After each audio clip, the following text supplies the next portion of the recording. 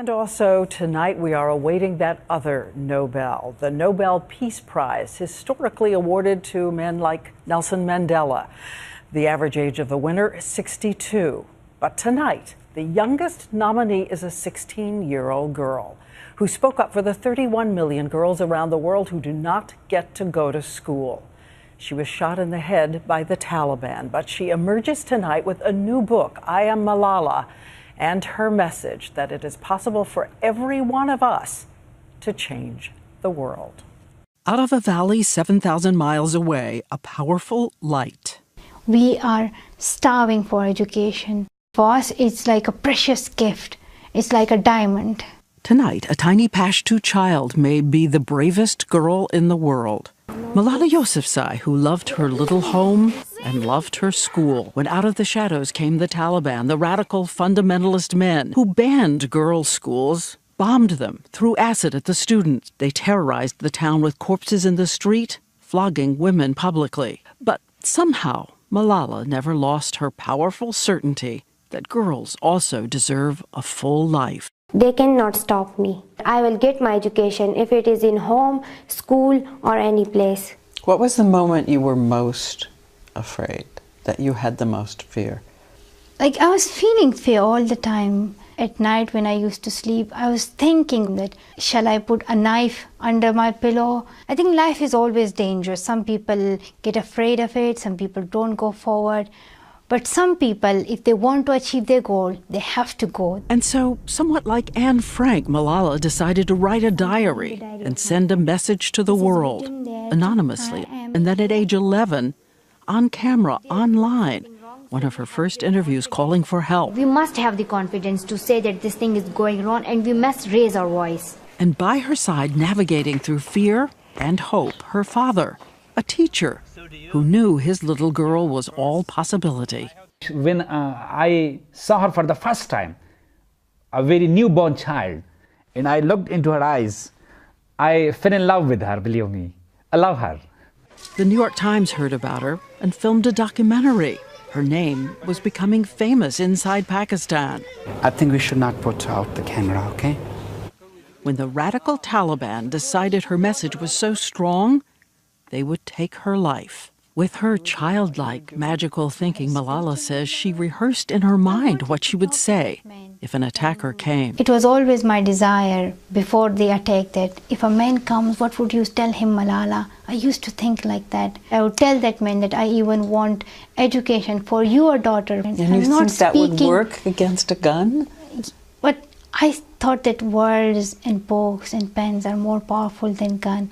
A year ago, in October 2012, she was on a school bus, like the one children still ride in Pakistan.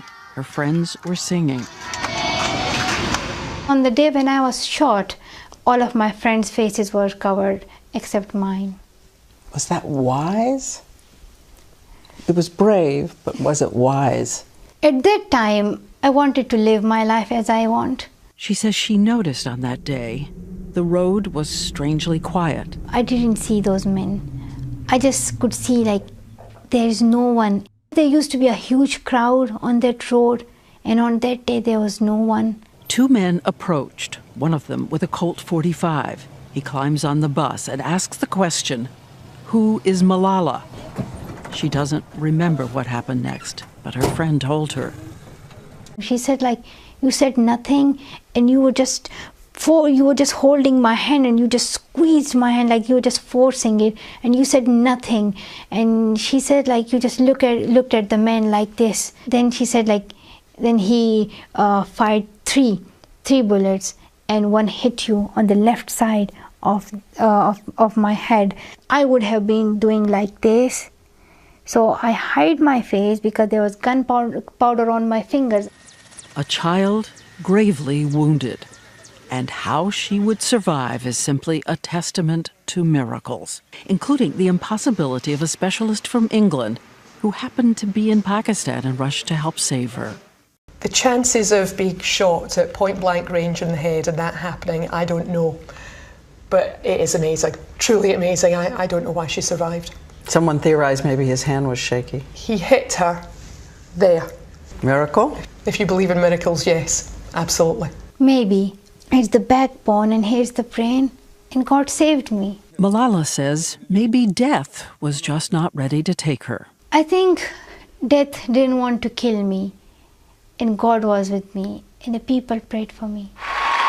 And tonight, from her speech at the United Nations to the possible Nobel Prize, she has an answer to the question asked by that gunman. Who is Malala? And I say, I am Malala, and I'm going to publish a book. And I want to tell girls all around the world that education is important. Raise up your voice for education. They thought that the bullet would silence us, but they failed. I am Malala! I am Malala! Weakness, fear, and hopelessness died. Strength, power, and courage was born. We are Malala!